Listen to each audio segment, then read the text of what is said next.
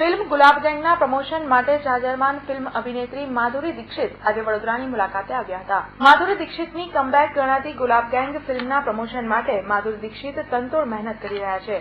જેના ભાગરૂપે માધુરી દીક્ષિત આજે વડોદરા ખાતે વિવિધ સ્થળે લોકોને મળી ફિલ્મ ગુલાબ ગેંગનું પ્રમોશન કર્યું હતું. વડોદરા શહેરમાં આંતરરાષ્ટ્રીય સ્તરના બનેલ બસ ટર્મિનલની મુલાકાતે પણ માધુરી દીક્ષિત પહોંચ્યા હતા. માધુરી દીક્ષિતની એક ઝલક પામવા તેમના પ્રશંસકો ભારે ઉત્સાહિત હતા. હજારોની સંખ્યામાં માધુરી દીક્ષિતના પ્રશંસકો બસ ટર્મિનલ ખાતે પહોંચી ગયા હતા.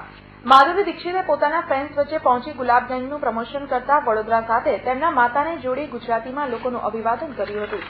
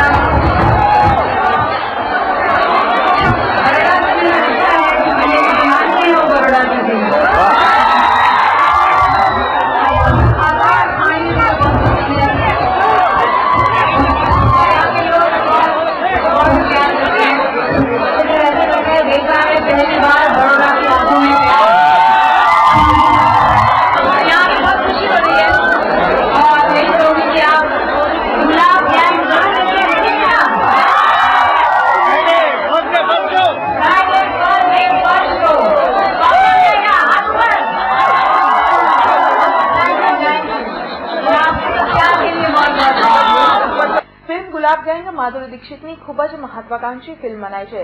ફિલ્મને સફળ કરવા માધુરી દીક્ષિત પ્રમોશન માટે ખૂબ જ પરસેવા પાડી રહ્યા છે.